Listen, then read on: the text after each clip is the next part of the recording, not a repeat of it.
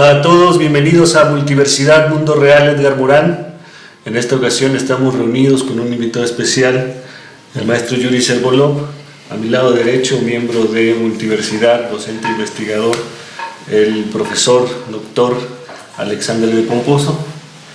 La temática ustedes la tienen en la pantalla, yo la leo: escenarios futuros para México y el mundo. Vamos a iniciar, doctor, si le parece, cediendo la palabra a maestro Yuri Servolov, quien es analista político y económico, consultor, catedrático y conferencista, especializado en reingeniería personal y de organizaciones en estrategia, prospectiva, estudios del futuro y construcción de posibilidades y escenarios, ¿no? Es docente en la Universidad Bancaria y Comercial, entre otras. Entre otras, la UNAM, el TEC. Pues yo quisiera empezar, gracias Gustavo, yo quisiera empezar hablando un poco de qué es la prospectiva, que no es tener una bola de cristal, no es adivinar el futuro, sino la prospectiva es visualizar el futuro que uno va a construir. Se parte de la premisa de que todas las cosas se crean dos veces, primero en la mente y luego en la realidad. Primero viene el diseño lógico y luego el diseño físico. Si no lo podemos imaginar, no lo vamos a poder crear. Dicen que la mejor manera de saber qué va a pasar en el futuro pues es crearlo, crear ese futuro que tú quisieras ver. Entonces, digamos que el futuro lo podemos dividir en dos áreas. Uno, la prospectiva, que es el futuro activo, el futuro que yo quiero crear, y los escenarios, que es el futuro pasivo, que es simplemente ver los toros desde la barrera, simplemente plantear. Y yo quisiera poner para esta discusión los escenarios del futuro de México y del mundo que acaba de plantear un gran prospectivista, el doctor Sergio Montero, en un libro que se acaba de presentar la semana pasada acá en México, una visión prospectiva de la administración pública para la sociedad mundial al 2050. Entonces él nos plantea para los próximos 36 años 4 escenarios. El catastrófico, en el cual lo que nos dice es: llegamos a un mundo de todos contra todos, un mundo dominado por el crimen, las drogas, los gobiernos fallidos ausentes, la inseguridad, la falta de agua, la falta de alimento, las violaciones éticas. O sea, prácticamente donde, como decía Hobbes, el hombre es lobo del hombre. ¿Sí? Luego tenemos el segundo escenario, que es el escenario tendencial, y nos plantea, él le llama más de lo mismo, pero es el mundo S.A., el mundo de la propiedad privada. Todo se privatiza, hasta el agua, el aire. Para respirar vas a ir a tener que ir a la tienda, ir a comprar un tanquecito de oxígeno, porque si no, no sobrevives ese día. Todo va a tener dueño. Solo va a poder estudiar una élite que puede pagar universidades carísimas, y va a haber suburbios muy lujosos rodeados de grandes cinturones de miseria. Aquí el punto más relevante es el nuevo libro de Piketty sobre el capital del siglo XXI, que algunos dicen es como el nuevo Marx, porque Piketty lo que está planteando que hoy día se rompió el paradigma. Puedes crear mucha riqueza sin necesidad de participación social. Es decir, para crear riqueza ya no necesitas tener empleo. Esto significa un cambio histórico en la historia del mundo, porque puedes tener gente que haga mucha riqueza teniendo robots o producción automatizada o producción modular. Y si no hay mecanismos redistributivos por parte del Estado, entonces vas a tener estas élites que van a estar viviendo en unas islas de lujo, pero rodeados de todos estos cinturones de miseria, porque la gente no va a tener participación de esta riqueza. El tercer escenario, que es el escenario que él plantea como ideal, él le llama el de todo es posible, es donde tenemos a la sociedad como el eje rector, una sociedad fuerte con un mercado justo, una sociedad educada, alineada a principios, es decir, donde se da un equilibrio entre la sociedad y el mercado y tenemos un crimen disminuido y básicamente es como el triunfo del amor, o sea, digamos que es el triunfo de la humanidad. Salen los mejores valores del ser humano, tenemos una educación basada en derechos universales, el cuidado del medio ambiente, la convergencia tecnológica y social al servicio de la sociedad, ¿no? Y un mercado justo. Y finalmente plantea el cuarto escenario, que sería el escenario factible, de todos juntos y a tiempo, le llama él, donde tenemos un gobierno mundial, ya no hay fronteras, es una economía también global, las empresas hacen negocio pero respetando el medio ambiente y con responsabilidad social. Es decir, se acaba el paradigma unidimensional de los negocios del segundo milenio, que era basado solamente en generar riqueza. Ahora los nuevos negocios, aparte de generar riqueza, tienen que tener un cuidado del medio ambiente y responsabilidad social. O sea, tienen que ser negocios tridimensionales.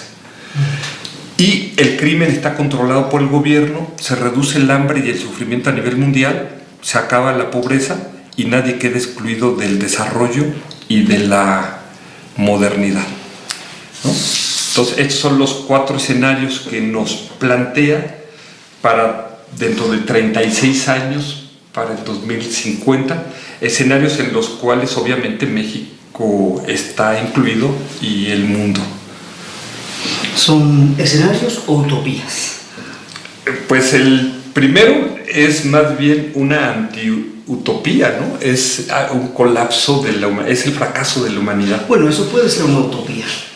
Las utopías apocalípticas, ¿no? Estoy pensando en la teoría de las catástrofes de Benetton, justamente, pues eso es lo que me viene a la mente con este recurso a la guerra de todos contra todos, que según Hobbes es el origen de la humanidad.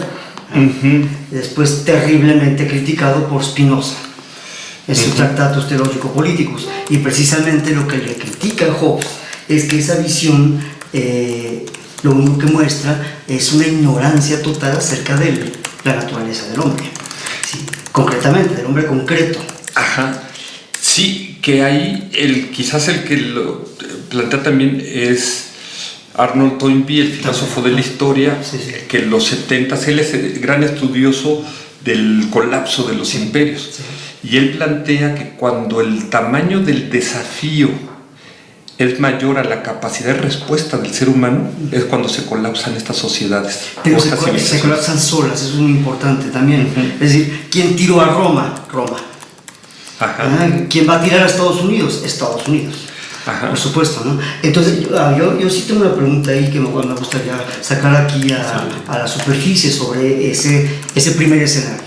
Sí. Porque a mí me resulta interesante, porque los sistemas no lineales, los sistemas complejos, a pesar de sus enormes diferencias de naturaleza, tienen en común una serie de puntos, y uno de esos puntos fuertes es que tienden a reorganizarse en niveles diferentes a aquel en el que estaban previamente, a través de una transición de fase, es decir, de una absoluta ruptura de simetría, que se parece mucho a una catástrofe. Por eso le pongo el carácter de utópico, porque la catástrofe no forzosamente es el fin absoluto, puede ser la transición necesaria para redefinir las cosas ante un fracaso notorio de todos los sistemas que se han inventado. Sí, de hecho, quizás en esto que comenta, habría que hablar de los 3 pilares en los que está sostenida la civilización actual, que es, uno, el pensamiento crítico, que dejó atrás el pensamiento mágico. 2, la modernidad, que dejó atrás lo arcaico, lo rural. Y 3, el humanismo, que dejó atrás los absolutismos, los totalitarismos. Pero estos 3 pilares, que no tienen vuelta atrás, están llegando a un colapso. ¿Por qué?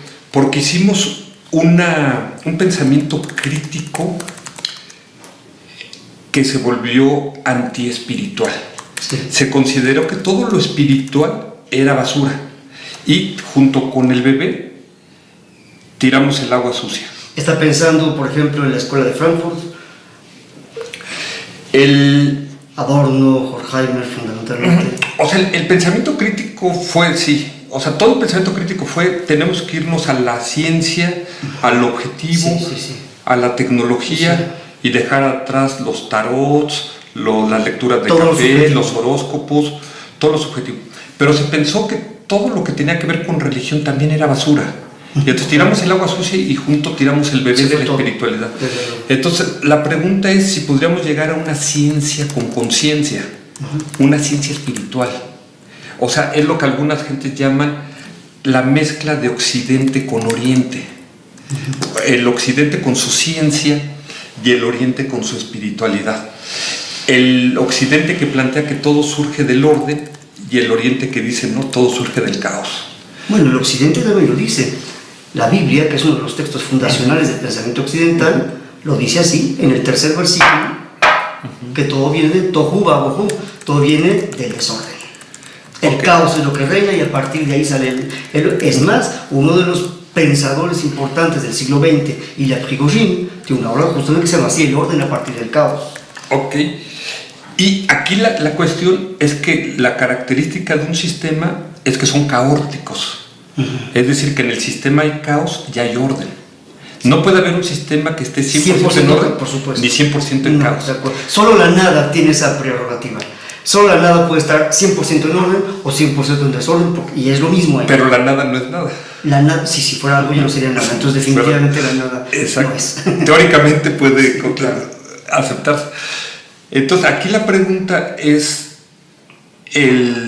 no podemos regresar al pensamiento mágico, pero hoy día, que parecería que debería ser el triunfo del pensamiento crítico, no hay una necesidad. Hay un resurgimiento del pensamiento mágico.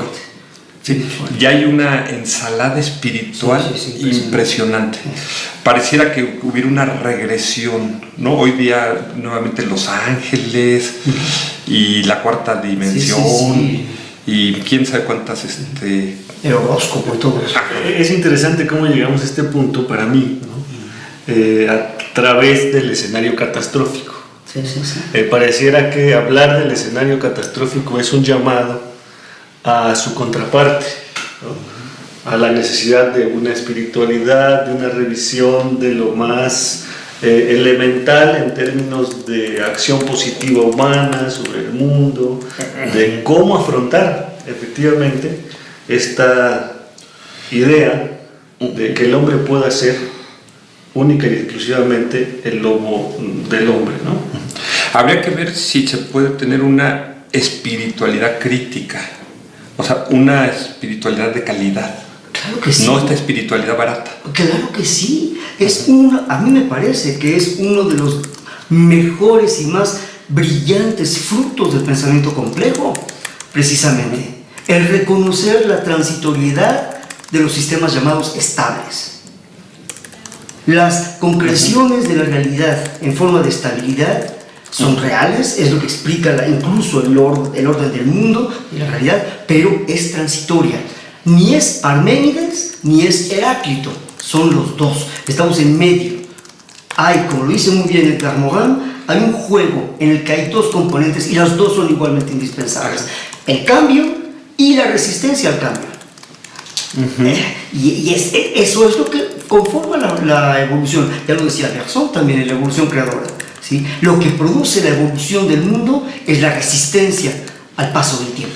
Bueno, los mexicanos hemos pagado en sangre la lucha entre liberales y conservadores. Desde luego. Hoy mismo día, los que se oponen a las reformas y los promotores de las reformas. Es el mismo juego. ¿Sí? Ajá. Ahora, el segundo pilar es la modernidad, pero hicimos una modernidad excluyente y no sustentable. O sea, es una modernidad que no es para todos y totalmente agresiva al medio ambiente y que está colapsando el planeta. Lo que decías, o sea, lo peor que hay en este planeta es un ser humano, es la peor plaga que existe y también es lo mejor que existe en este planeta es un ser humano. Pero eso a mí me parece, estoy de acuerdo, 100%, pero a mí me parece que posiblemente el origen se encuentra filosóficamente, estoy pensando en dos pensadores, en Auguste Comte con el positivismo y en Immanuel Kant. El primero, porque dice que nosotros estamos aquí para gerenciar el mundo, la realidad, adueñarnos de él. Conocer es adueñarse de eso y automáticamente disponer de ello para el bien y el usufructo del ser humano. Y Kant, con esa brecha infranqueable entre el sujeto cognosciente y el objeto conocido, pues automáticamente, ¿sí?, yo no puedo saber nada de las cosas en sí. Por lo tanto, me la paso, no sé, con mi imperativo categórico, con mis a prioris, ¿verdad?, con los que yo nací, asumiendo el mundo, entonces, pero sin preguntarme jamás exactamente qué peso de responsabilidad puedo tener. Bueno, a mí me parece que ha habido muchas respuestas a esto, pero la respuesta más contundente, definitivamente, no es Hegel el que la da, ¿sí?, con su idealismo, sino creo que la fenomenología, ¿sí?, particularmente pensando en Husserl, en Merleau-Ponty, en toda una serie de fenómenos que vienen después, hasta incluso Heidegger, aunque ahí tendría ciertos reparos, porque de responsabilidad no habla mucho él precisamente, pero quiero decir, la fenomenología, y creo yo que la complejidad es la concreción del espacio-tiempo de la fenomenología, en donde yo me tengo que asumir como formando parte del mundo. Es decir, toda la destrucción que yo genere a mi alrededor, a final de cuentas, me destruye. Claro, el cambio climático es un hermoso ejemplo y tantas cosas más que podríamos decir. Pareciera que el conocimiento, estoy de acuerdo con lo que dice, se hubiera convertido en serruchar la rama del árbol en la que estamos sentados los seres humanos. Ajá. Sí, me gusta mucho cómo lo planteas, porque sería este dilema entre el mundo es propiedad del hombre, sí, o el mundo es responsabilidad. Exactamente. Exacto. ¿No? Es una diferencia brutal la que se da de actitud. Sí, de actitud. ¿No? Sí. Y el tercer pilar, que es el humanismo, que no podemos dar vuelta atrás a los totalitarismos, absolutismos, pero hicimos un humanismo inhumano. Claro, Foucault lo condena preciosamente, ¿no? En el momento que se inventó el concepto del hombre, en ese momento murió el hombre. Es muy nietzscheano, pero así es. Ajá, que algunos dicen, nacemos humanos, pero tenemos que volvernos humanos. O sea, la humanidad es algo que se tiene que aprender. O sea, todos tenemos ese potencial, pero no todos desarrollamos ese potencial de humanidad. Y hoy día hay más, bueno, este es un debate que está ahorita, si hoy día hay más sufrimiento o menos sufrimiento hoy día en el mundo. Entonces, ¿de qué ha servido tanta ciencia y tanta tecnología si tenemos a 1.000 millones de seres humanos en hambre? Es más, ¿de qué ha servido 2000 años de predicación del amor al prójimo y de poner la otra mejilla, cuando llega un Hitler y se vuelve responsable de 60 millones de muertos? No sirvió de nada los 2000 años de predicar. Exacto. Entonces, o sea, la fila de personas que están en un banco y ven que a una persona le empieza a dar un ataque al corazón y nadie se sale de la fila a ayudarlo porque va a perder su lugar en la fila. Todo el mundo está preocupado del tiempo. Entonces hemos hecho un humanismo inhumano. Claro. Donde podemos ir caminando por la calle, saliendo aquí alrededor y ver gente tirada en la calle, durmiendo en las banquetas, pero llevamos mucha prisa. Entonces, lo que decía el Instituto Arbinger de Estados Unidos, que estamos dentro de la caja. Y estar dentro de la caja es cuando nos volvemos insensibles, nos volvemos cínicos, nos volvemos inhumanos. Sí, el problema principal de la humanidad no es el hambre, sino el frío en el corazón. Y este frío en el corazón, ahora la Organización Mundial de la Salud dice que va a ser la mayor enfermedad del tercer milenio, porque dice que el 20% de la población mundial, 1 de cada 5 habitantes del mundo, está padeciendo depresión. Así es, la enfermedad más común. Más que la gripe, más que la depresión. Ese frío del corazón, sí, que dices. Que es una contra que podríamos asumir, de manera muy aventurada, como una contraparte de la indiferencia, ¿no? Hay una necesidad de reconocimiento mutuo, por supuesto, y la indiferencia representa la insensibilidad, por cierto, completamente. Sí, ya todo mundo se ha dado cuenta que el narcisismo, posiblemente al inicio sabe muy dulce, pero pronto se amarga, ¿no? Todo el mundo habla del humanismo, pero nadie sabe qué es el humanismo. Por supuesto, sí. ¿No? Es un buen copyright. Sin embargo, estos tres pilares nos tienen en un momento de tensión. Sí, son los tres desafíos. Y ustedes me ayudan a matizarlo con esta idea del mundo como propiedad. Sí, yo quisiera hablar un poco aquí, antes de entrar del Sí, mundo claro. como propiedad, que se me hace muy interesante. Hace 10.000 años la humanidad enfrentó su último gran desafío, con la última glaciación. Esta glaciación, Un reto mayor, ese sí, definitivo. dicen que el punto de inflexión es cuando la curva cambia de dirección hacia arriba o hacia abajo. Vamos a un punto de evolución o de involución. Para los mamuts, la última glaciación fue un punto de involución, porque ahí desaparecieron, ya sea porque murieron congelados o no los comimos. Para el ser humano, la última glaciación fue un punto de evolución. ¿Por qué? Uno, aprendimos a encender el fuego. Llevábamos 400.000 años usando el fuego, pero lo conseguíamos de un rayo, Sí, sí. de un incendio natural. Y lo guardábamos en cuevas y había el guardián del fuego, que lo tenía que estar alimentando ese fuego. De viene el hogar. Y si llegaba alguien y le soplaba, lo matábamos. Sí, sí. Porque podían pasar 50, 100 años antes de volver a conseguir el fuego. Y le costaba la vida a mucha gente. No había crickets, ni cerillos de la central, ni sabíamos cómo frotar las piedras para sacar la chispa. Pero también nos volvimos sedentarios y aprendimos a cultivar nuestros propios alimentos. Nace la agricultura. Y ahí es el detonante de toda la civilización humana. Hoy día se está planteando que el ser humano se está acercando a otro punto de inflexión. Lo plantea Peter Russell en The White Hole in the Time, en el agujero blanco en el tiempo. Él dice, hacen una analogía con las notas musicales, do, re, mi, fa, sol, la, si, do, pero el primer do es un do menor y el último do es un do mayor. El primer do es un punto de inflexión hacia abajo, hacia la involución, y el último do es un punto de evolución.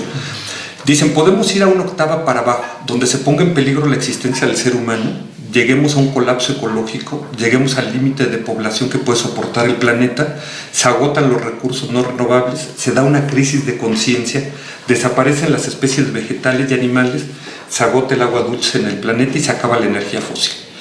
O podemos ir a una octava para arriba, que aparece el hombre nuevo, el sucesor del Homo sapiens sapiens. Osho lo denomina Sorba el Buda, Nietzsche el superhombre, Marx el hombre nuevo y Freud el superego. Nuestro ser interior deja de ser un misterio, logramos la exploración de la mente humana, logramos el despertar, una evolución o revolución de conciencia, y hay un cambio de percepción. Pasamos de esta visión egocentrista, materialista, egoísta, consumista, en México diríamos valemadrista, ¿no? Para pasar por encima de todos, de los principios, de los valores de los otros seres humanos, basado en el paradigma del poder y la riqueza, a un nuevo paradigma que es rescatar el paradigma griego de la Grecia clásica, basado en la verdad, la bondad y la belleza. Es decir, pasar de un paradigma masculino a un paradigma más femenino, ¿no? Entonces, ahora los prospectivistas no han decidido si esta va a ser este desafío que está enfrentando la humanidad, ya no México, ya no solamente una nación, toda la humanidad, es si vamos a ir a una octava para abajo, una octava para arriba. Para los prístinos griegos tenían como ideal de la belleza al varón. Y los nobles y bondadosos griegos tiraban a los niños que nacían deformes por los acantilados. O sea, cuidado, porque ahí yo, puede ser que sean, seguramente son prejuicios míos, pero veo una pequeña vena eugenética que puede tener ahí. El superhombre de Nietzsche me parece una muy cobarde solución al problema del hombre.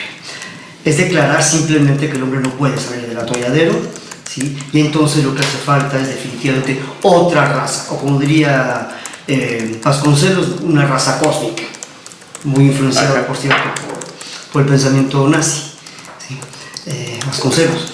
Entonces, a mí me parece que las utopías fueron un papel importante. Le permiten a uno soñar, le permiten a uno imaginar, pero habría que tener mucho cuidado. Aquí tengo justamente abierto ante mí el libro quinto del discurso del método de Descartes, y en ese libro quinto dice Descartes algo bien interesante que apunta directo al pensamiento complejo, aunque no le llame así, por supuesto, pero está hablando del corazón, las arterias y demás del cuerpo, y dice que sería impensable cualquier parte del cuerpo sin las otras partes. ¿Sí? Es decir, no podría pensarse algo sin sus relaciones. Ajá. ¿Sí? Entonces, yo ahí por eso pienso que el hombre tendría que ser mucho más listo de lo que ha sido hasta ahora. Pero él mismo, no un superhombre que no existe, o no sé qué personaje, ¿sí? Este afán de los robots, o como en las películas gringas, este afán de que haya extraterrestres, animales que hablan, angelitos, gentes con premoniciones geniales. Todo eso es una huida de la realidad, es un pánico ante la realidad. Y lo que el ser humano necesita, pero ya con urgencia, es caer en la cuenta de la realidad. De la realidad. Sin dejarse apabullar por ella, porque la realidad puede ser aplastante, ¿no? Pero tiene que enfrentar la realidad. Y el hombre quiere decir todo ser humano. ¿Sí? Bueno, ahí me voy a esta idea segunda de la privatización. A mí me sonó el más puro feudalismo. Estos emporios rodeados de miseria, el castillo feudal, el señor feudal, con todos sus bellacos y lacayos afuera, cumpliéndole, ¿no? Además que hay un problema muy grave que está dándose en México y en el mundo entero. O sea, aquí en México es patente. Esos señores feudales no están cumpliendo su parte del compromiso, a saber, proteger y garantizarle una seguridad mínima a sus siervos. Es que hemos asumido, me parece en términos históricos, que el feudalismo concluyó y le dio un paso, dio la estafeta al inicio del capitalismo, ¿no? Sí, esa es la idea que hace. Pero en realidad me parece que el capitalismo es consecuencia Eso es una continuación del feudalismo, claro. del feudalismo. Claro. Esto en cierta medida, y lo vamos a discutir, yo igual, Aquí hay muchos temas. es lo que ha venido denunciando, por ejemplo, un documental del tipo La Corporación, ¿no? En donde el propio Noam Chomsky, invitado a hablar del tema, habla de cómo surgen las corporaciones y que están asociadas al nacimiento de la idea de la propiedad y tienen que ver con lo siguiente: la tierra, sí, le pertenece a un grupo de feudales, ¿no? Pero había otra gran cantidad de tierra, era territorio intermedio, ¿no? Entre los feudos, entre los reinos. Y grupos de personas deciden cercarlos, asumirlos como su propiedad, ¿no? Detentarlos como tal y entrar en este negocio de la propiedad y de la apropiación, certificado por este sistema feudal previo, ¿no? Y se crea una clase con grandes extensiones de territorio, muy similar a lo que hacen hoy quienes desean controlar, por ejemplo, en este escenario tendencial y privatizador, sus fracciones de aire, sus fracciones de la lluvia que cae en un determinado territorio. Sí. Hay ahí toda esta retórica y acción del mundo como propiedad que no es del todo ajena a la lógica feudal, en donde la propiedad, que no existía como concepto en sí, ¿no? De propiedad como tal, sí estaba legitimada u otorgada por la venia, la venia de Dios, ¿no? Sí, ahora, yo lo que veo, el problema que está surgiendo es una desesperanza. Sí. Entonces, comentabas que el ser humano puede ser más visto de lo que ha sido hasta ahora, y planteabas la posibilidad de que un ser humano común y corriente puede enfrentar este desafío sin necesidad de recurrir a una especie de leche, no sé de qué tipo, sí. Y bueno, Eduardo Galeano planteaba el derecho de soñar, ¿no? Sin embargo, pareciera que las nuevas generaciones tienen esta desesperanza de que hemos hecho un colapso del planeta. Pero ¿cómo no vamos a hacer un colapso? Hay un comentario que después mencionaba sobre la sociedad fuerte y el mercado justo. No es posible un mercado justo. Lo señala muy bien Foucault en Las palabras y las cosas. Cuando estamos diciendo, a ver, yo produzco esto me costó $1, yo te lo voy a vender en 2 pesos. Oye, pero ¿por qué si te costó 1 peso? Ah, no, porque si no yo lo gano. Sí. Eso es un chanchullo. El único comercio justo es el trueque. Es el único verdadero comercio justo.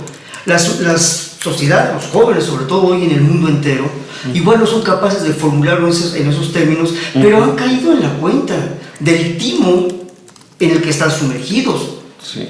Es decir, hay muchas cosas que quisieran tener, que probablemente incluso hasta necesiten tener y no las van a tener nunca.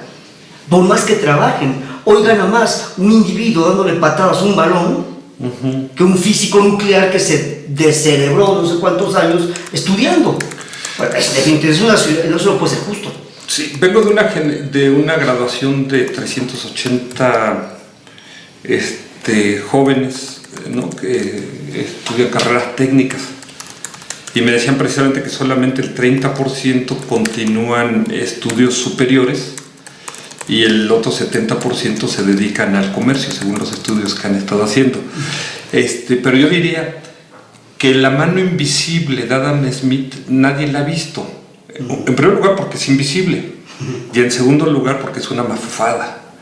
O sea, el dinero llama dinero, pobreza llama pobreza. O sea, el mercado nunca se autocontrola. Por eso requieres un Estado fuerte, un Estado que controle el mercado, porque no hay ese mercado justo que se autonorme, que se autorregule, que logre los equilibrios. O sea, el mercado, como decía acá el Buda, ni con una lluvia de monedas de oro es posible saciar las ambiciones humanas. O sea, ese mercado sin control se vuelve un mercado voraz, se vuelve un mercado monopólico, antropofágico, que es, nos lo plantea Sarkar, la ley de los ciclos sociales de Sarkar.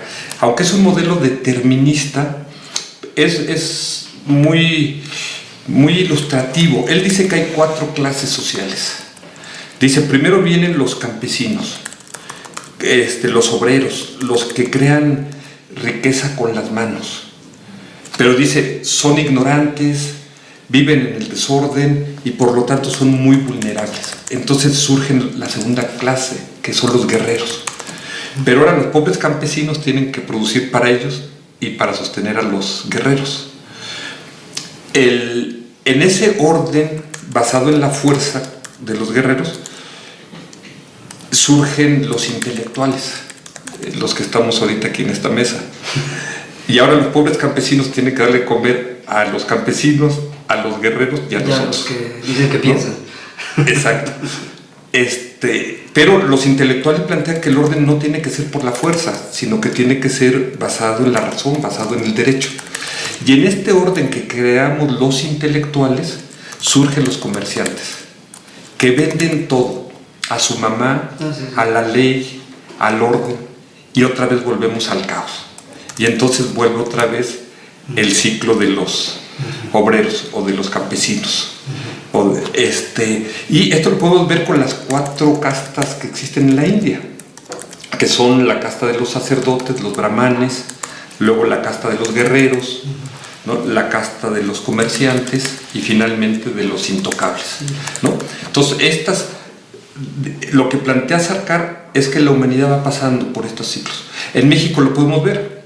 Tuvimos los generales, la época de Álvaro Obregón, ¿no?, Carranza, ¿no? Después de los bárbaros de la revolución. Estos vienen a poner orden, pero luego le pasan el poder a los intelectuales, a los licenciados. Y estos licenciados le pasan el poder a los comerciantes, que empieza el modelo neoliberal hace 32 años, que han venido a vender todo. La banca, las carreteras, y ahora lo último que quieren vender es Pemex y la CFE, o vender, formalmente ellos dicen, no, es que no vamos a vender Pemex ni la CFE, vamos a vender el mercado petrolero y la electricidad. Pero Pemex va a seguir siendo de propiedad de los mexicanos, pero una Pemex totalmente disminuida y colapsada. Entonces, la pregunta es, ¿dónde está México ahora? México, ¿y hacia dónde va? O sea, México está todavía en manos de los comerciantes que siguen vendiendo el país, sí, o estamos en manos de los guerreros porque tuvimos que sacarlos a la calle para combatir al narco, o estamos en un caos. Muchos mexicanos sienten México está en caos absoluto, está en manos de este crimen, ¿no? De los secuestradores, etcétera, y todos los demás somos rehenes de ellos, ¿no? Lo que sí está claro es que no está en manos de los intelectuales. Sí. No está en nuestras manos. Es el nuevo proletariado. ¿No? O sea, nosotros no tenemos el poder. A veces la Marx, somos el nuevo proletariado.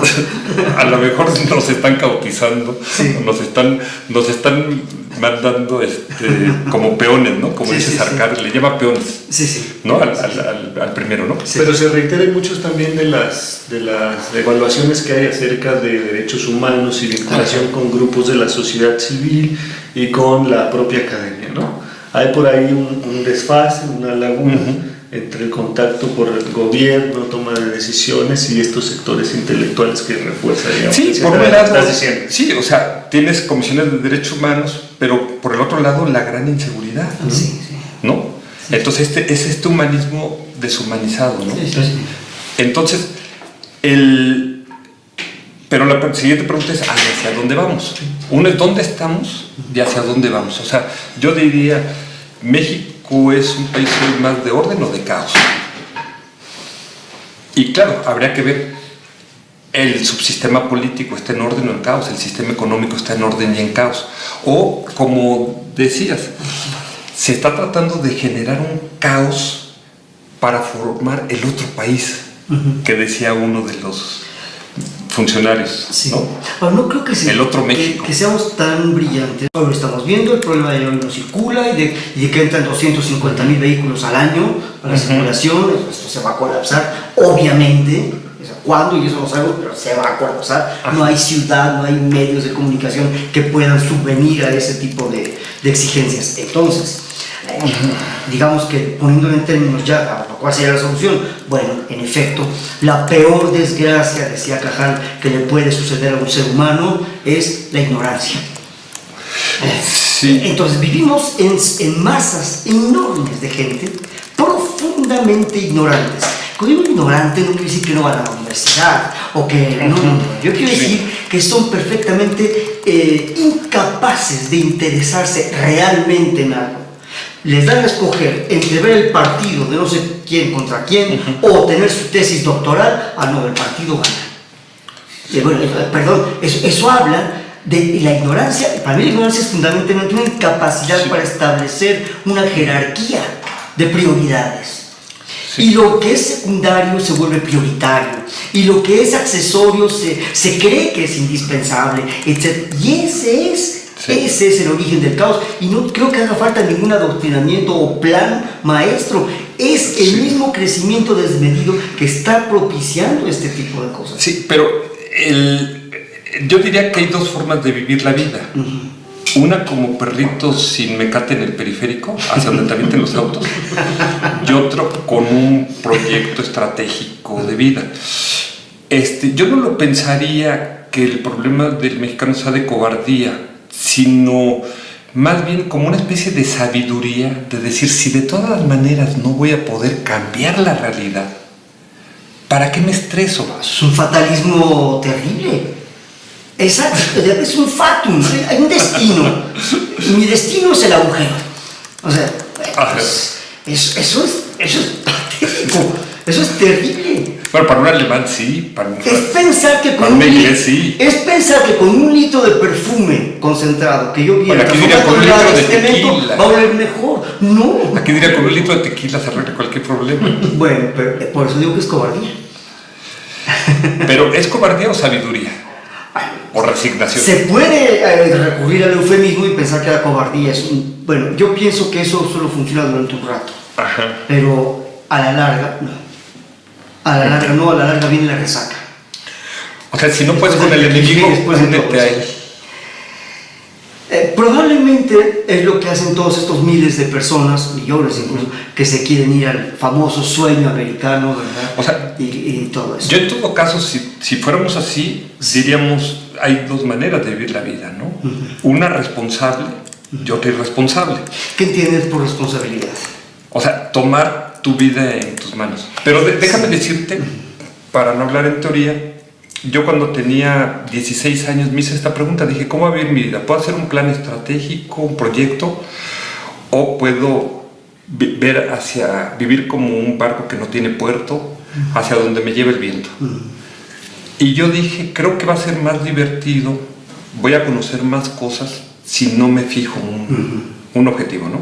Y sí, conocí muchas cosas, pero también fue un relajo. Hasta que empecé un proyecto de reingeniería personal y dije, ahora sí voy a poner un rumbo, ¿no? Sí, afortunadamente lo pude hacer porque... Sí, muchos no, muchos ya no. Ya se hunden en ese primer intento. Entonces, claro, si hablamos de un alemán, a lo mejor él va a hacer un plan estratégico y hace un plan y tiene su vejez y tiene sus pensiones y tiene planeado hasta los 20, 30, 40 años siguientes de su vida, ¿no? El mexicano vive un poco más al día, vive un poco más al ahí se va, ¿no? O sea, sin estresarse demasiado, ¿no? Sí, los alemanes son parmenidianos y los mexicanos heraclitianos. Ajá. Nunca se bañan dos veces en el mismo río, ¿no? Exacto, entonces, pero diríamos, ¿cuál es más feliz? Y cuando vienen las encuestas sobre felicidad, resulta que el mexicano sale en niveles muy altos y dice, oye, pero no tienes nada, no eso, nada. Eso que miden esas encuestas, perdón, no es la felicidad, es la euforia. En efecto, el mexicano es sumamente eufórico. Eso no quiere decir ser feliz. Ajá. Se puede ser muy feliz sin necesidad de sonreír. Ajá. Okay. Quiero decir, es demasiado ramplón crear una relación tan bionívoca y directa entre sonrisa es feliz. No. Okay. No, la sonrisa puede ser una mueca, cuidado. Okay. Y pues una mueca muy dolorosa, por cierto. ¿Sí? Entonces, lo digo como médico porque bueno, hay rictus y hay situaciones que hacen caras muy divertidas, la persona está en un dolor indecible. Entonces, yo pensaría que habría que tener mucho cuidado. La cuestión del eudemonismo y todo de que el hombre está aquí para ser feliz, es en gran parte cierto, ¿no? Pero ¿por qué no logra el mexicano y tantos otros pueblos? Hablamos de México porque estamos aquí, pero valdría para tantos pueblos en el mundo. ¿Por qué no somos capaces de descubrir que en el esfuerzo por alcanzar la felicidad, ya está ahí la felicidad? Exacto. Eso me parece que es lo que nos ubicaría en una posición intermedia, ni tan rígida y cuadriculada como la del alemán, ni tan geometrías no euclidianas como las de México. Bueno, la gente dice que es surrealismo, sí, que si en México no existe, lo ha inventado Walt Disney, ¿no? O Kafka, no sé. Habría que revisar a detalle, yo no conozco muy bien la metodología de esta encuesta sobre la felicidad y ese estudio, pero sí me parece que en el intermedio hay un montón de matices todavía por explorar, ¿no? Una tiene que ver con la resignación, es decir, una vez que yo me resigno a que esas condiciones de vida no van a cambiar, que no tengo posibilidad de mejorar esas condiciones hacia el futuro, entonces lo mejor es intentar ponerle buena cara a la vida y no asumir, como lo puede asumir un alemán, como tú dices, que estoy en un escenario en donde puedo no solo exigir más, sino diseñar un plan de vida a largo plazo. Sí, yo lo que vería acá quizás es si el ser humano va a ser capaz de gobernar su realidad o si el ser humano va a ser gobernado por la realidad. No hay puntos intermedios. Eso me parece. Los sistemas complejos tienen una característica que a mí en lo personal me resulta la más fascinante de todas las características. Y es que, dadas ciertas condiciones en el espacio y en el tiempo, los sistemas tienen condiciones espaciotemporales, tienen más de una solución. El determinismo, esta perspectiva que me anunciaría una sola posibilidad futuro, es el determinismo, se ve de alguna manera burlado por esta idea de la complejidad, donde puede haber más de una posibilidad. Y en ese caso, realmente el efecto interesante de esto es que entonces la lógica que priva en la perspectiva de esos sistemas es la lógica de lo posible, no la probabilidad, no es lo mismo.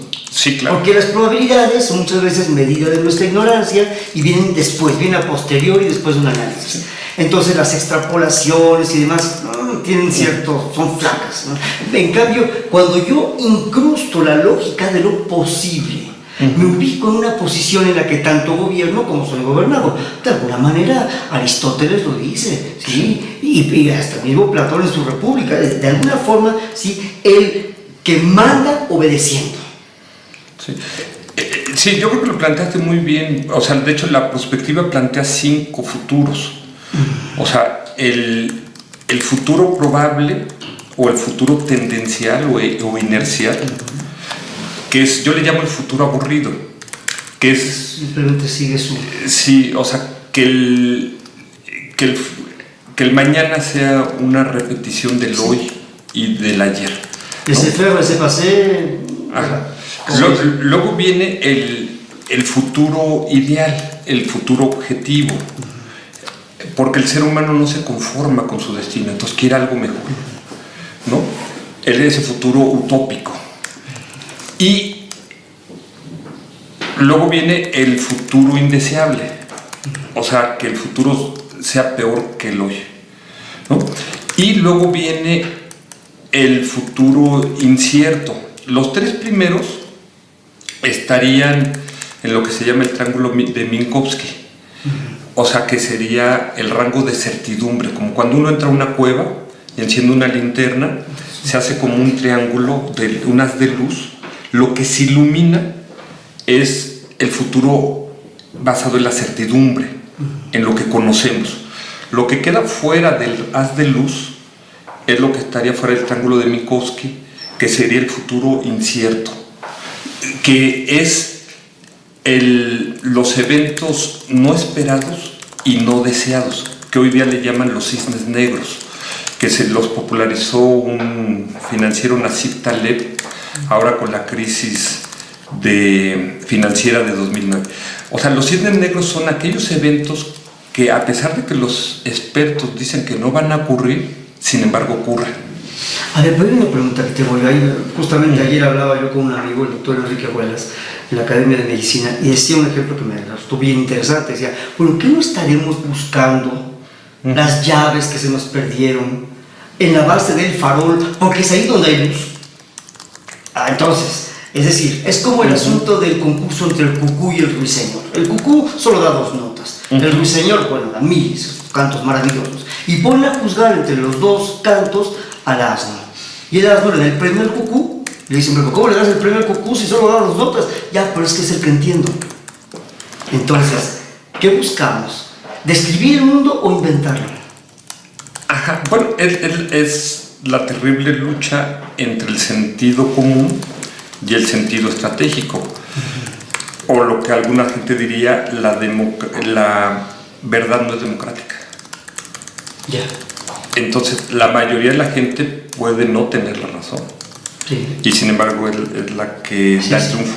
Es el talón de Aquiles de la democracia, ¿no? Y pueden elegir ir por ese camino. Exactamente. Y eso nos lleva a que no hemos tenido reyes filósofos, excepto Alfonso X el Sabio. contados con los dedos, ¿no? En Grecia, ¿no? El siglo de oro en Grecia, ¿no? Entonces, si el mundo no está gobernado por los filósofos, si no está gobernado por los sabios, ¿no? Pues el mundo no está gobernado por la razón o por la verdad o por la búsqueda de la verdad, sino está gobernado por los intereses, por el interés del poder y el interés de la riqueza y el interés de la fama y el interés de los placeres sensuales. El interés son los gradientes, ¿no? A final de cuentas, son los gradientes. Hay más acá, hay menos acá, por lo tanto me voy a acabar acá, ¿sí? Siguiendo un gradiente.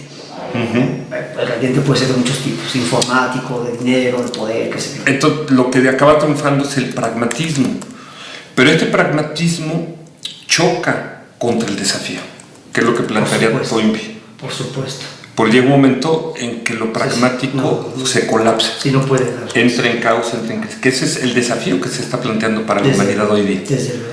¿No? Sí. Entonces, digamos que es el fracaso del pragmatismo. Sí. ¿No? Sí. Cuando hablamos de esta modernidad o de este mundo SA. Sí. ¿Sí? O sea, se está colapsando. Sí, porque y no saben qué hacer. Porque en general el pragmatismo produce acciones correctivas. O sea, en esta visión lineal de Sarkar es cuando los comerciantes provocan el caos. Y llegamos otra vez al ciclo de los peones. El problema es que ahora el tamaño del colapso puede ser mucho más grande que todos los colapsos anteriores. Pues porque hay mucha más gente y... sí, claro. Ya hay más daño en lo que se está causando. Más daño. Esto me lo decía un científico cubano. Decía que el problema era el patria o muerte. Con la altísima tecnología que existe ahora. Porque el patria o muerte con bombas atómicas, ¿no?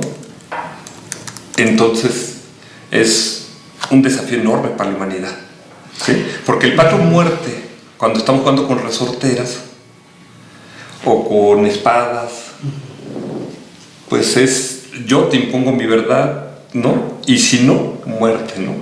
¿Sí? Pero cuando estamos jugando con bombas atómicas, el patria o muerte puede significar el desafío de poner en riesgo la vida en la Tierra. Ahora, a mí me gustaría decir que el asesino más grande de la historia ha sido Adolf Hitler, pero no ha sido Adolf Hitler. El asesino más importante de la historia ha sido una bacteria llamada Yersinia pestis. Los habitantes naturales de este planeta son las bacterias, los virus y algunos insectos. Nosotros somos una persona infecciosa. Mucha gente se puede sentir ofendida por eso, pero no, somos realmente quimeras. Nosotros tenemos cerca de 1 trillón de células adentro, en el cuerpo. Ese trillón de células es milagrosamente viable. Pero eso ya va a desaparecer.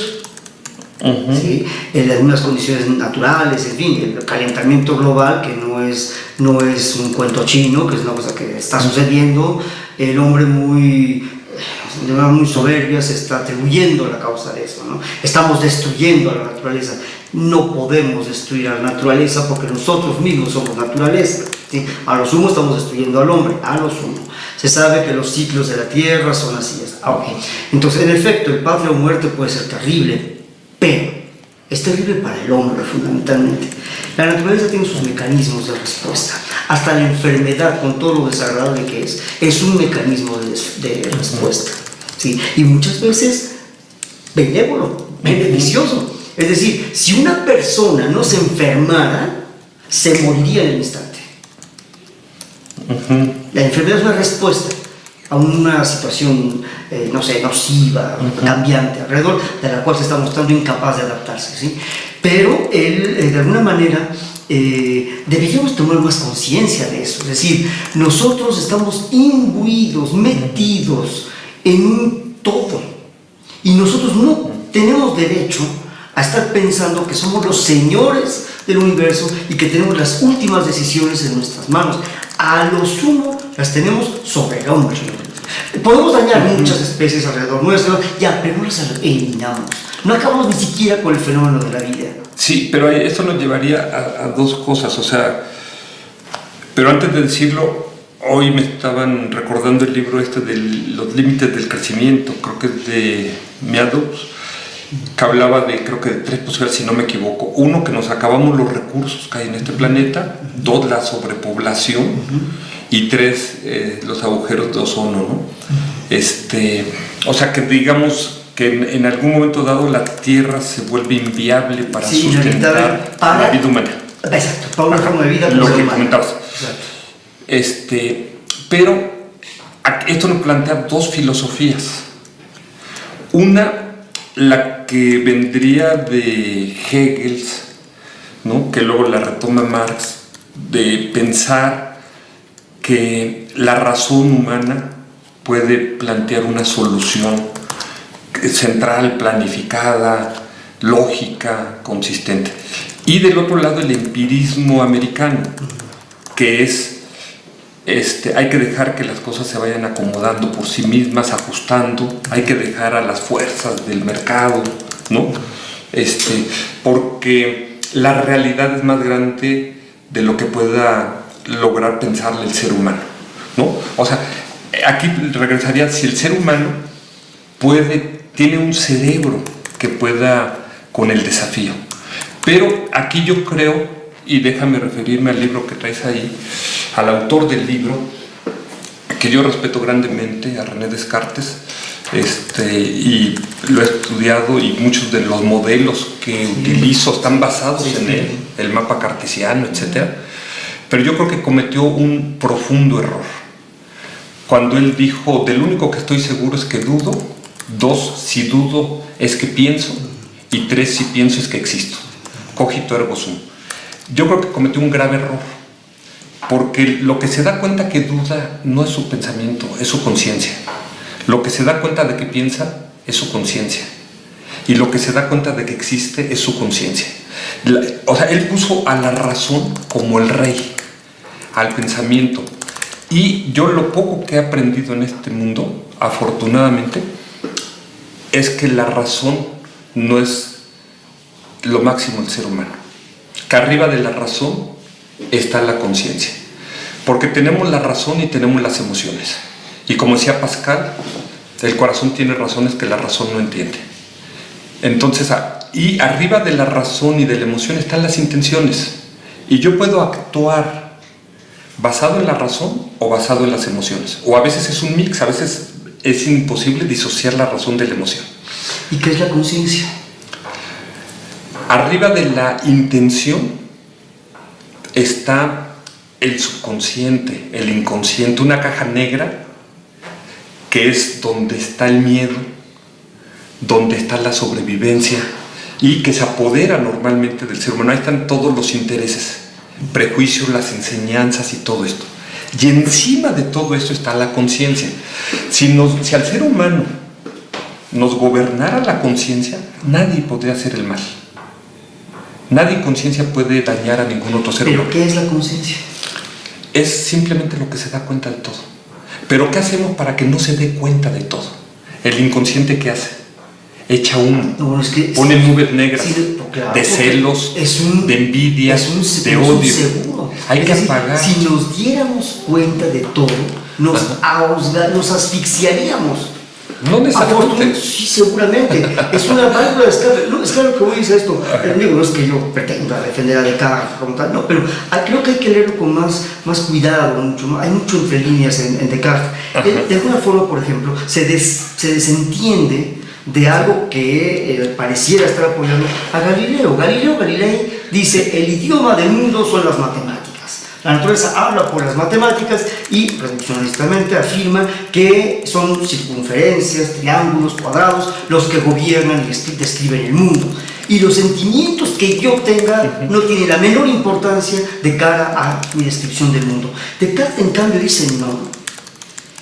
¿Sí? Con su res cogitans, ¿sí? Le garantiza que el sujeto cognoscente tiene una parte importante, tiene un tratado de las pasiones, donde habla con mucho detenimiento acerca de exactamente de eso, de las sensaciones, no son ilusorias para Descartes. Entonces, yo, estaría de acuerdo con lo que dices, sí, y solo sí, supiera qué es la conciencia, pero no lo sé. De hecho, creo que es uno de los retos mayores de las neurociencias en el siglo XXI, es a entrar en ese asunto de qué diantres es lo que llamamos conciencia. Lo que decía Peter Russell, el despertar de la conciencia. Ya, sí, pero ¿qué es eso? Es una cosa... Los griegos hace 2500 años inventaron ese término psyche, ¿sí? Que se traduce como alma, mente, quién sabe cuántas traducciones tiene. Y eso sirvió para hablar de muchas cosas. Hoy la palabra mente no significa nada de tan ancha que es. Sí. Entonces, no, es la conciencia. Mi parecer es que en no sé cuánto tiempo la conciencia va a resultar un concepto también demasiado ancho. Y tendremos que, no sé qué será, enfocar más. Es decir, yo no estoy tan seguro de que la conciencia sea superior o que la razón sea inferior. No creo que haya nadie en el mundo en este momento con suficientes argumentos como para decir claramente por qué uno está arriba y otro está abajo, ¿sí?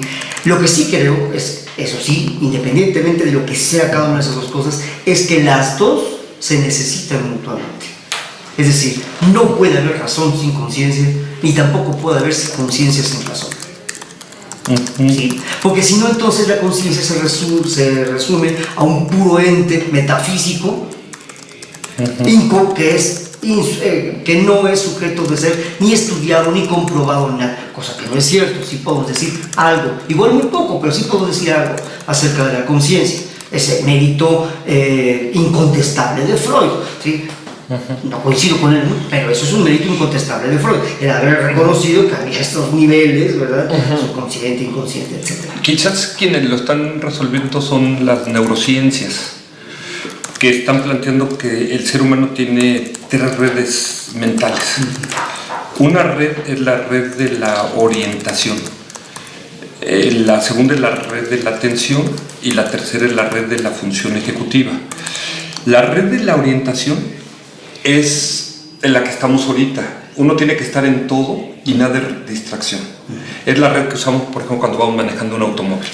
Hay que estar viendo el semáforo, el policía, la placa del coche de enfrente, vamos oyendo el radio, oímos el teléfono, la vamos en la que conversación. O sea, todo es importante, nada es irrelevante. ¿Sí? El agua que nos estamos tomando, la plática, lo que estoy oyendo, lo que estoy escribiendo, lo que estoy viendo. Pero todo apunta a una dirección, a final de cuentas, ¿no? El garantizar que haya una charla inteligente, que haya una coherencia en lo que estamos. La segunda es la red de la atención. Esta red es estar en una sola cosa y en un solo objeto y todo lo demás es distracción. Sí.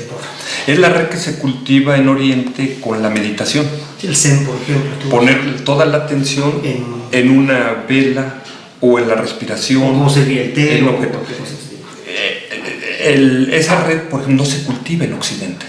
Uno pasa por la primaria y la secundaria, yo pasé por todo esto hasta la universidad y jamás me enseñaron a cultivar esa red.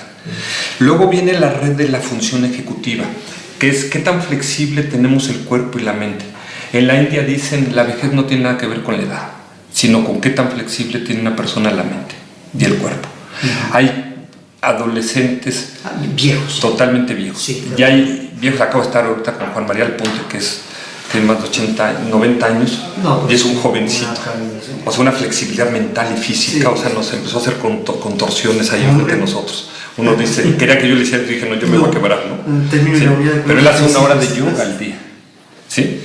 Entonces, esta red de la función ejecutiva tiene que ver con qué tan flexibles somos a las ideas ajenas, a las nuevas filosofías, a las nuevas interpretaciones. Sí, son magníficos. ¿O qué tan casado estoy con mis creencias, con mi cosmovisión del mundo?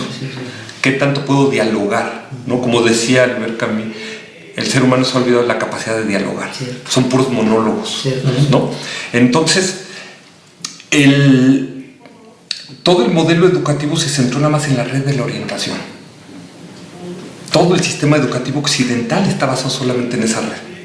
Y no se han cultivado las otras 2 redes, ¿no? Porque la última red tiene que ver mucho con la inhibición. Trabajar con eso nos da como pena, trabajar con esa red, ¿no? Pero esa red es la puerta que abre las otras 2 redes, ¿no? Entonces, esta es una propuesta. Por ejemplo, la doctora Susan Kaiser en California están empezando a enseñarles a manejar estas 3 redes a niños de 3 o 5 años. Yo digo, las actuales generaciones, yo se los digo a mis alumnos, se ríen, en la universidad digo, es una generación perdida. Sí, claro. Ya tienen endurecido el cerebro. Too late. Too late, ¿no? Entonces, universitario, posiblemente ya desde los 5 o 6 años ya puede ser too late, ¿eh? Depende, pero sí. Pero no, porque el ser humano no es un árbol que si ya nació torcido jamás se endereza.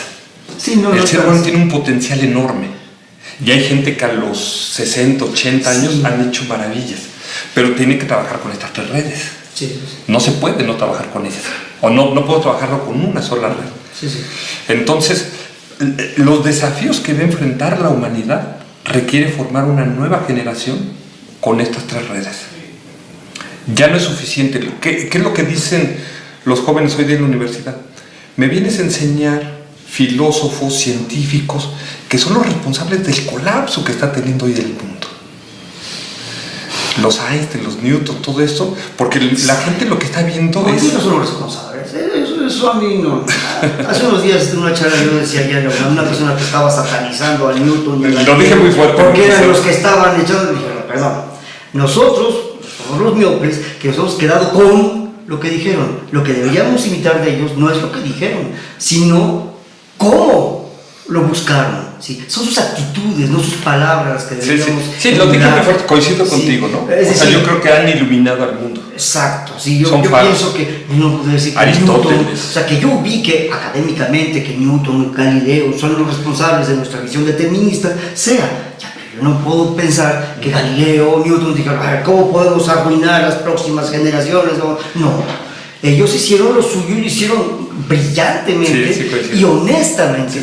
Los bobos hemos sido los que venimos después y nos aferramos, ¿no? Marx no era marxista, Descartes no era cartesiano, Einstein no era einsteiniano, etcétera, ¿sí? Somos los que venimos ahí que casándonos con las ideologías, los que hemos arruinado todo el asunto, ¿no? Sí, pero yo aquí la pregunta que plantearé aquí en la mesa es eso que planteé en el tipping point. ¿Cuáles serían las pequeñas acciones que pueden hacer una gran diferencia?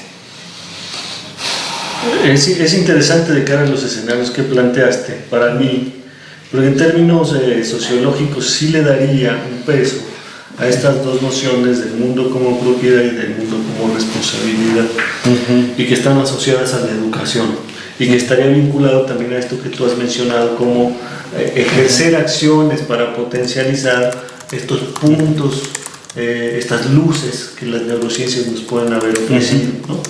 Por un lado, la idea del mundo como propiedad creo que está asociada a la idea también de continuar una educación bajo esta lógica, la orientación, ¿no? Alimentar esta red de orientación. En donde, ¿para qué te detienes? Si lo que tienes que hacer es tomar decisiones. Y en la medida que tomes decisiones y no las valores en términos de responsabilidad, estás deteniéndote en tu grado de avance social, de tu nivel jerárquico de cara a tu grupo cultural, ¿no?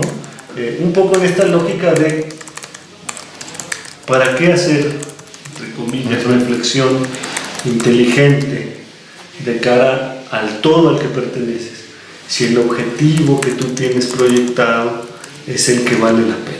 Y por eso conviene pasar por encima del compañero de aquí al lado y pasar por encima de este, ¿no? Está asociada un poco a esta idea de la educación por el éxito. Muy spineriano. Yo creo que es muy interesante lo que planteas, porque viéndolo en los 4 escenarios que plantea Sergio Montero, o sea, habría 4 educaciones. En el primer escenario del colapso sería el fracaso de la educación. Hoy precisamente estaba comiendo había varios directores de escuelas y llegó un comandante de la policía y su asistente, y yo decía, bueno, el fracaso de los maestros es el problema de ¿no? La policía. Es lo que dicen, los abogados encierran sus errores, los médicos los sepultan, los periodistas los publican, ¿no? Y los maestros, sus errores se convierten en criminales, ¿no? ¿Sí? Ahora, la segunda educación sería esta educación utilitarista, formar gente para el mercado, para los negocios, y solamente pueden estudiar los hijos de las élites, los que pueden pagar unas colegiaturas exorbitantes, y entonces excluir a grandes contingentes de la educación. Cuando la educación puede ser lo más democrático, porque en la educación no importa si la gente es de sangre azul o si es un Benito Juárez, la educación es una igualadora social. Entonces, impedir la educación es impedir que haya una mayor equidad social. Eso es bien interesante porque es un igualador social desde mi punto de vista, aquí sí quiero de la capacidad de potencializar las virtudes humanas. Es decir, porque si asumimos que el discurso va otra vez en el camino de va a ser el igualador entre las clases sociales, como era la promesa original, ¿no?, de la educación pública, otra vez nos acercamos al escenario tendencial, ¿no? Ahora, ¿pero qué es? Que el hijo del obrero o del hijo del campesino está sentado con el hijo del banquero, con el hijo del gobernador, casi era la UNAM, en los 50s, todavía en los 60s, ¿no? Entonces, hoy día eso se ha roto. El tercer escenario nos plantearía una educación holística, social, que es educar para toda la sociedad, porque toda la sociedad, en la sociedad hay los peones, hay los intelectuales, hay los guerreros, ¿no? Y hay los comerciantes. Entonces sería una educación más holística.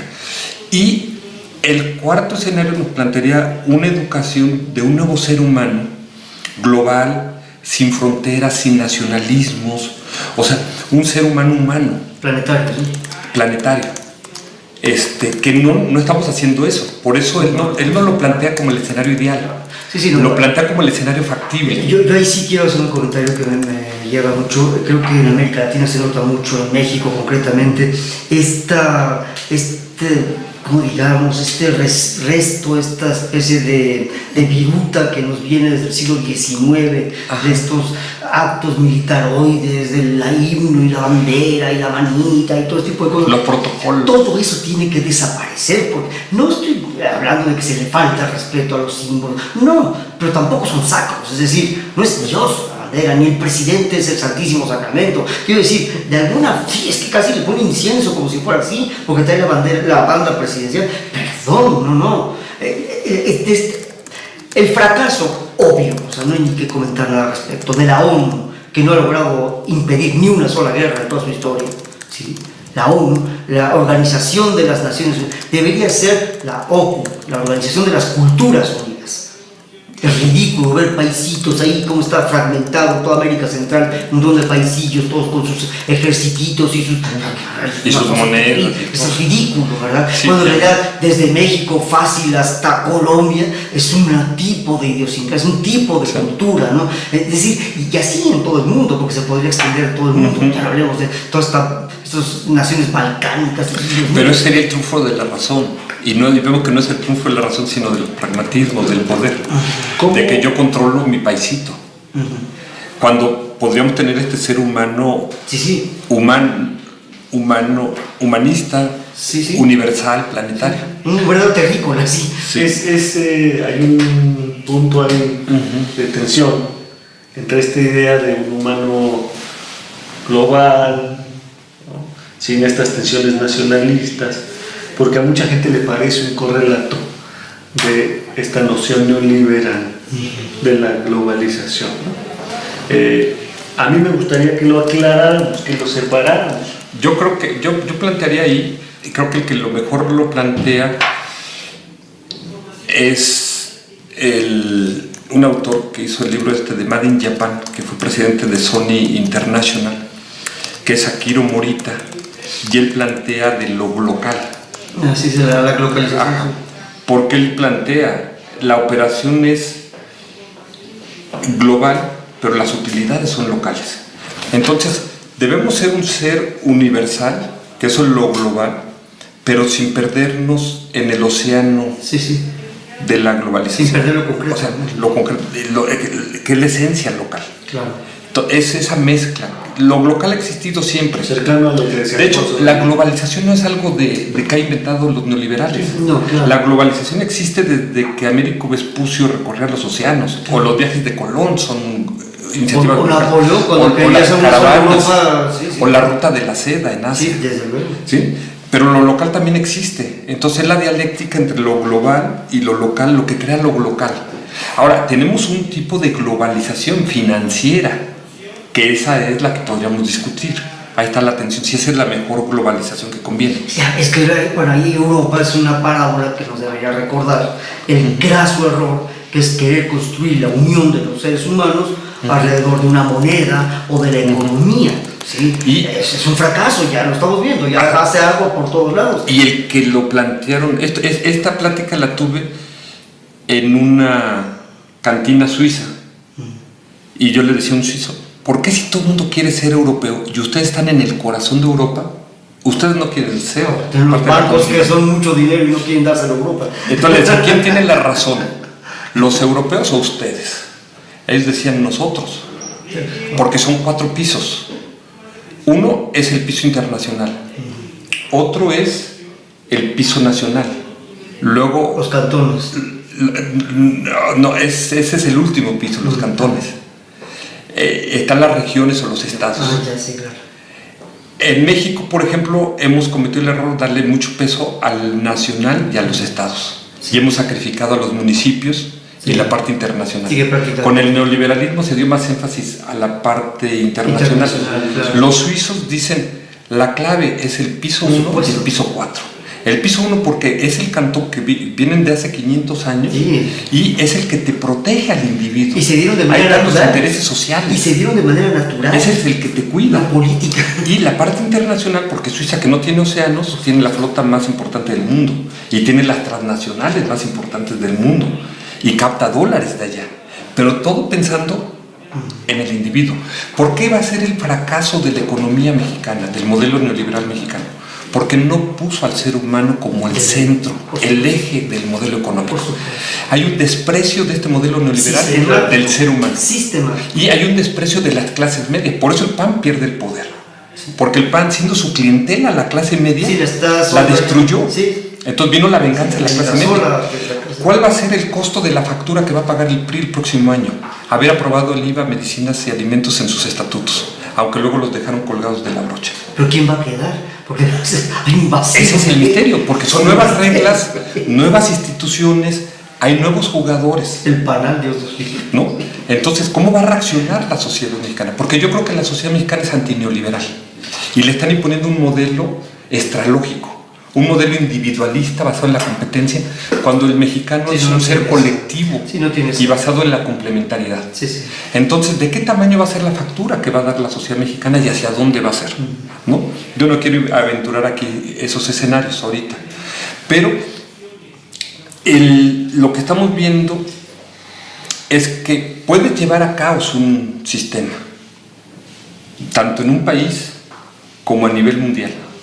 Pero puede haber una lógica que lo esté pensando, una razón, o esto se puede estar creando por accidente, ¿sí? Son como los dos extremos, el empirismo americano y la planeación soviética. Vimos que se colapsó la planeación soviética y pareciera el triunfo del empirismo, que era lo que decía Francis Fukuyama: llegamos al fin de la historia, es democracia y libre mercado. Luego, un año después, dijo: me equivoqué. No tomé en cuenta el ser humano, no tomé en cuenta la parte social, ¿no? Entonces, es lo que está pasando en México. No se está tomando en cuenta el ser humano, que es la base. El ser humano es el principio y el fin. Eso lo va a pagar carísimo en México. Yo lo estoy pagando, pero lo va a pagar muy caro. Exacto. Entonces, cuando hablamos de los futuros de México, aquí podemos ver, ¿se está salvando a México, se está moviendo a México, o México está hoy día totalmente paralizado? México está con una frustración social, con una desesperanza social. Se apostó demasiado a unas reformas que la gente dice, esas reformas no están teniendo resultado. Pero ahora el gobierno dice, no, es que el problema es de percepción y la culpa son los medios y son la crítica destructiva. Entonces, y dicen, es que el movimiento se va a ver dentro de 30 años, ¿no? Sí. Entonces, como decía Keynes, en el largo plazo todos vamos a estar muertos. Lo que cuenta es el hoy. No es dentro de 30 años. Sí, ya este vampirismo generacional de que trabajen duro para las próximas generaciones y llegar a esas nuevas generaciones les repiten lo mismo. Entonces dicen que al final del día solamente tenemos dos brazos, uno lleno de resultados, frutos, ganancias, y otro lleno de excusas, pretextos, justificaciones. Y lo que está teniendo el actual gobierno es muy lleno, puras excusas y pretextos. Sí. Y esto es indigno. Por supuesto. ¿Sí? Para un ser humano que da puras excusas, justificaciones, es indigno. A que hemos pagado, ¿sí? Bueno, hasta quedarnos en calzoncillos, ¿no? Y los neoliberales han sido buenísimos para encontrar excusas. Sí. Que la crisis internacional, que la devaluación, que la manga del muerto, que se cayó el precio del petróleo, etc. Eso sobra. ¿No? Y ya los mexicanos estamos desesperados y hartos de ese tipo de discursos. Sí, por eso cada vez es menos raro los linchamientos, otro tipo de situaciones, las que no son las que muestran esa desesperación. Pero yo plantearía, esa desesperanza social puede tener tres salidas. Uno, lo que pasaría en Europa o en otros países, se politiza. Otra salida es que se criminaliza. Que ya se ha querido hacer aquí en México. Y otra salida es que se convierte en subversión. Sí. Entonces, hay esta desesperanza. La apuesta de los estrategas del gobierno está basada en tres: en el olvido, en la propaganda, sí, y en los subsidios. Sí. Y les funciona bastante bien hasta cierto punto, ¿eh? Por eso vuelvo sobre lo que decía al inicio, sobre esta cuestión de la ignorancia. Se menciona aquí una cosa que es uno de los temas que más me gustan, que deriva del siglo XVIII francés, de la Ilustración, en donde la apuesta, grosso modo, es: mientras menos ignorante es una persona, más libre es. Y entendamos por libre, más es capaz de decir no lo acepto. Ese nivel no lo han alcanzado los mexicanos. Ese nivel. O son contados los que dicen no lo acepto. Y los llaman populistas, los llaman de 15 a cuantas maneras, ¿no? Los denostan automáticamente, ¿no? Me ha dado mucha risa porque hay propuestas que hacen a veces los de la izquierda mexicana, que no es una izquierda muy light, pero bueno, esa izquierda, son populistas. Llega uno del PAN diciendo exactamente lo mismo y ya no es populismo. O sea, hay una ceguera terrible que está promovida por una ignorancia sistemática mantenida. Son realmente malévolos estos señores. No solamente dan excusas, sino que hacen todo lo posible por tener sumergido al pueblo, ¿sí? En una ignorancia que, claro, por supuesto, van a estar mucho más preocupados por el pasecito a la red. Que no es casual que pongan las discusiones de la ley de telecomunicaciones en pleno mundial de fútbol. Eso no es una coincidencia, está perfectamente planeado, ¿sí? Es espantosamente malévolo, ¿sí? Sí. Yo plantearía, o sea, cuando hablabas de cuál era el mayor problema de México, yo lo plantearía en términos de desafíos. Pero yo lo dividiría en 4 dimensiones: la dimensión social, económica, política y judicial. Ciertamente el desafío, el mayor problema social es la ignorancia, pero en términos económicos es la improductividad, la concentración del ingreso, ¿no? Podríamos decir que a nivel social, o sea, la falta de educación, la miseria, el hambre hoy, que antes no había hambre en México, pero hoy hay 1 de cada 10 mexicanos que está haciendo hambre. Es imperdonable porque México no es África, México es un país muy rico. ¿Sí? En términos de justicia, o sea, la injusticia, en términos judiciales, la injusticia y esta mentalidad es acción, la corrupción, la simulación, la impunidad. Y en términos políticos, este totalitarismo, este centralismo. ¿Hacia dónde podría ir México? Pero no lo veo que esté yendo hacia allá. En lo social, hacia la inclusión, hacia una revolución educativa que sacara al país de la ignorancia. En términos políticos, hacia la participación, hacia la democracia real, no esta democracia simulada.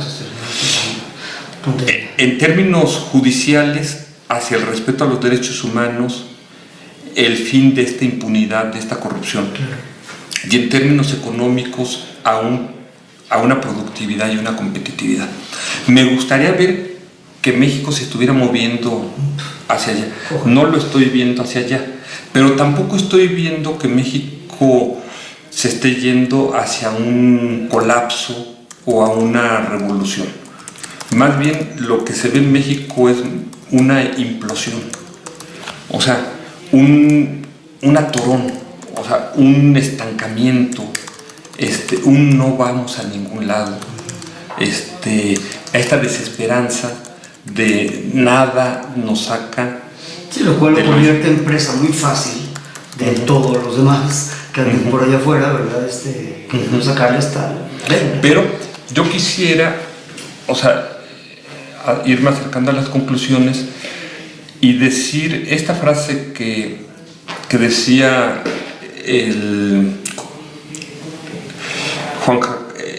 este filósofo español, yo soy yo en mi circunstancia. Yo soy yo en mi circunstancia. A pesar de que mi padre es ruso, mi madre es española, pero yo casi totonaca, o sea, a mí me educaron pensando que yo era víctima de las circunstancias, como que yo no podía cambiar las circunstancias. O sea, como que yo era yo y las circunstancias acá, y yo no tengo la culpa del gobierno corrupto o del subdesarrollo de todo esto. Todo eso me calla bien. Y lo que dice José Ortega es: yo soy yo y mi circunstancia. O sea, mi circunstancia también es mía. Por supuesto. Y dice, y si no la salvo yo, Si no la salvo a ella, no me salvo yo. O sea, no solamente es mía mi circunstancia, sino que yo la tengo que salvar. O sea, son mis políticos corruptos, son mis narcotraficantes. O sea, los narcotraficantes no vinieron en naves extraterrestres. Los secuestradores, los que cortan cabezas, son mexicanos, son nuestros hermanos.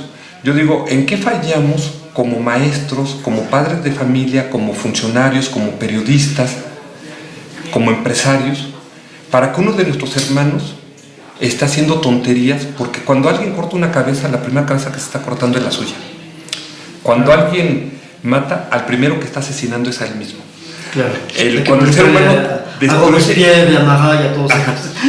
entonces, ¿qué les dijimos mal? ¿Sí? En algo fallamos los mexicanos, que algunos de nuestros hermanos andan con la brújula muy, muy extraviada.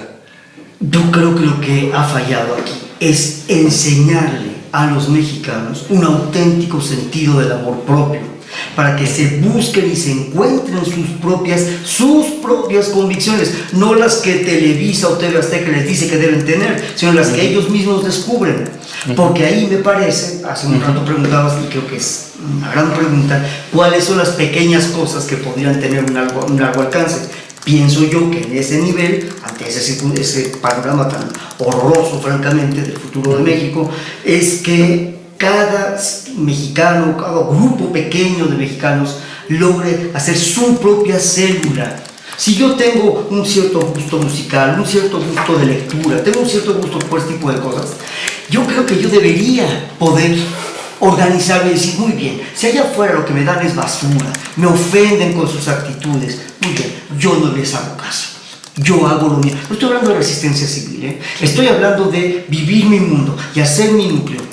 Y yo creo que si eso se multiplica por todos lados, va a llegar un momento en que a todos esos señores no los va a escuchar ni su madre, y se acabó en ese momento el teatro.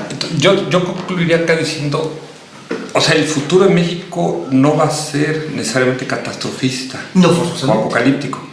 Yo más bien plantearía, ¿qué futuro vamos a crear? O sea, ¿qué futuro vamos a diseñar o imaginar? ¿Qué futuro vamos a hacer? Porque el futuro nos pertenece a nosotros, no está dado, no es fatalista. No totalmente, pero en gran parte sí. Es dialéctico. Hay fuerzas, pero no estamos mancos. O sea, tenemos capacidad de crear este destino. O vamos a dejar que sean las fuerzas, estas fuerzas oscuras, estas teorías de la conspiración, ¿no? Porque sí tiene mucho de mentalidad fatalista el mexicano. Pero ¿hasta qué punto el mexicano va a decir, me apropio de mi destino? Yo soy arquitecto de mi destino, desde mi destino personal hasta mi destino social, y hasta dónde la humanidad se apropia de su destino. Es que entre el argumento que asume, acercándonos igualmente a las conclusiones, esta noción de la complejidad, en donde la naturaleza, con estas retroacciones entre orden y caos, producen un resultado, y ante esos resultados muchas veces una cultura, una nación no puede generar acciones determinantes. Está la otra, la que dice, bueno, socialmente, como individuos podemos asumir esta capacidad constructiva, ¿no? Quizá en esta pregunta, y constructiva de cara a lo que nos corresponde, en una primera escala, que sería cómo ejercer nosotros mismos nuestras acciones de cara a estas posibilidades de futuro. ¿Cómo me apropio de mi futuro? Yo terminaría diciendo, si es así, si termino diciendo cómo me apropio de ese futuro, la pregunta sería, regresando al planteamiento original, si deseo actuar alimentando este escenario catastrófico, alimentando este escenario tendencial, ¿no? Alimentando este escenario ideal, que es igualmente complicado por utópico, ¿no? Es decir, sabemos que la mayoría de las utopías, en la medida en que las convertimos en ideologías, se vuelven en totalitarias. ¿Y qué tanto yo voy a alimentar de manera individual este escenario de la factibilidad? En donde hay una serie de indicadores que me dicen que en cuanto me vuelva responsable, en cuanto asuma que soy yo en mis circunstancias, puedo colaborarle al otro, asumiendo este eje de responsabilidad. para encaminarnos allá, ¿no? Esta sería de mi parte la conclusión. ¿Y qué les parece si les damos un par de minutos?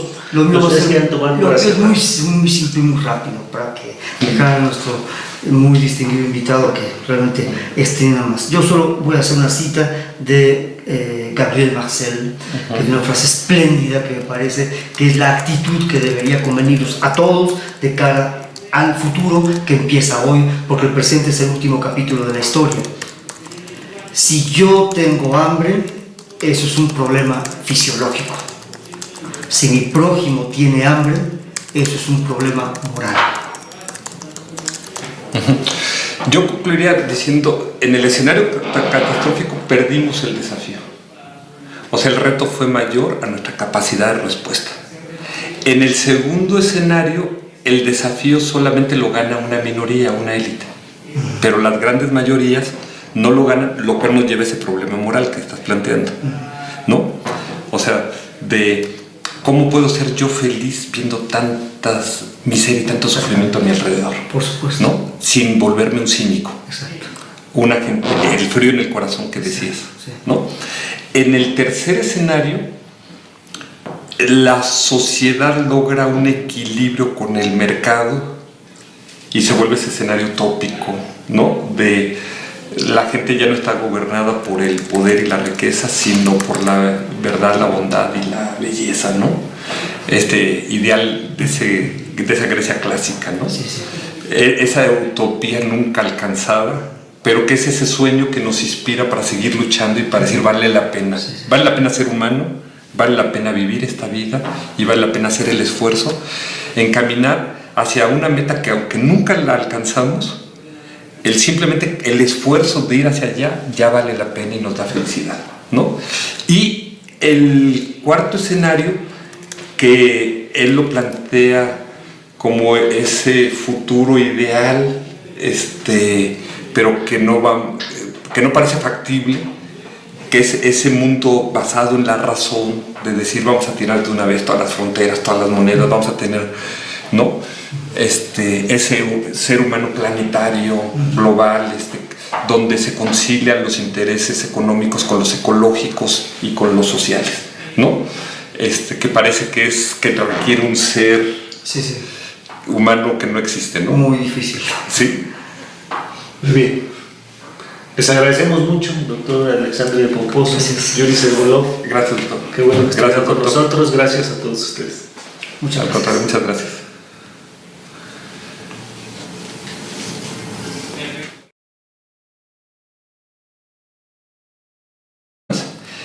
Y va a haber suburbios muy lujosos rodeados de grandes cinturones de miseria. Aquí el punto más relevante es el nuevo libro de Piketty sobre el capital del siglo XXI, que algunos dicen es como el nuevo Marx, porque Piketty lo que está planteando que hoy día se rompió el paradigma. Puedes crear mucha riqueza sin necesidad de participación social. Es decir, para crear riqueza ya no necesitas tener empleo. Esto significa un cambio histórico en la historia del mundo, porque puedes tener gente que haga mucha riqueza teniendo robots o producción automatizada o producción modular, y si no hay mecanismos redistributivos por parte del Estado, entonces vas a tener estas élites que van a estar viviendo en unas islas de lujo, pero rodeados de todos estos cinturones de miseria, porque la gente no va a tener participación de esta riqueza. El tercer escenario, que es el escenario que él plantea como ideal, él le llama el de todo es posible, es donde tenemos a la sociedad como el eje rector, una sociedad fuerte con un mercado justo, una sociedad educada, alineada a principios, es decir, donde se da un equilibrio entre la sociedad y el mercado y tenemos un crimen disminuido, y básicamente es como el triunfo del amor, o sea, digamos que es el triunfo de la humanidad. Salen los mejores valores del ser humano, tenemos una educación basada en derechos universales, el cuidado del medio ambiente, la convergencia tecnológica y social al servicio de la sociedad, ¿no? Y un mercado justo.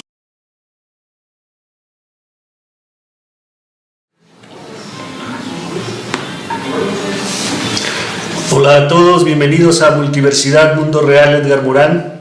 En esta ocasión estamos reunidos con un invitado especial, el maestro Yuri Servolov, a mi lado derecho, miembro de Multiversidad, docente investigador, el profesor doctor Alexander de Pomposo.